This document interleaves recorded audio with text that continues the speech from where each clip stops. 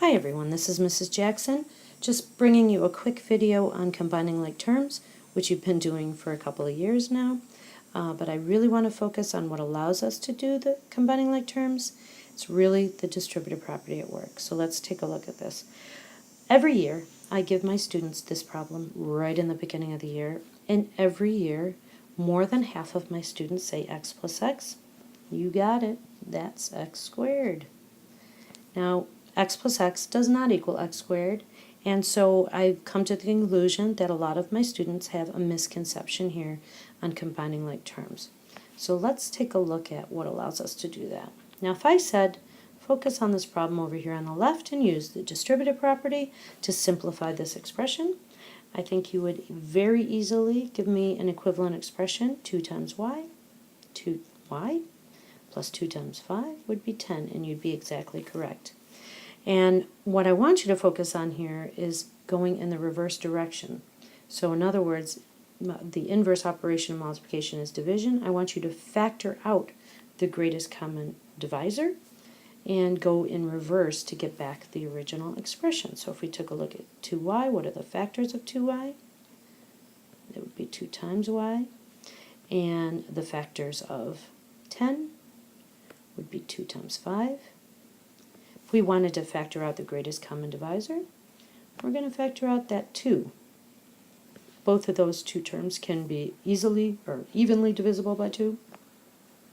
So I would factor that out, and I end up right back with my y plus 5. So I basically used the distributive property in reverse. So that's what's at heart here of combining like terms. If I took a look at the factors of x, that would be 1 times x, and same thing with over here. And if I took a look at what is the greatest common divisor here, I have x. So if I take x out, I have 1 plus 1 left in the parentheses. And I can simplify my grouping there. 1 plus 1 is 2.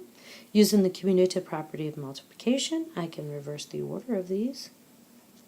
And just by convention, we drop the parentheses. So x plus x is 2x. And to drive that point home one more time here, let's take a look at some radicals. We've got square root of 7 plus the square root of 7.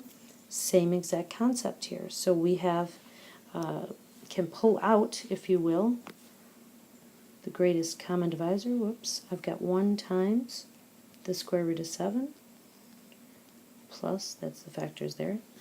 And we've got the same thing here, 1 times the square root of 7. One of my greatest common divisor here is square root of 7. And in the parentheses, we have 1 plus 1 left.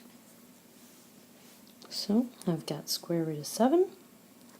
Combine here, 1 plus 1 is 2. And just by convention, we usually, actually I'll just start here. I'll just use a commutative property of multiplication, and just by convention we usually drop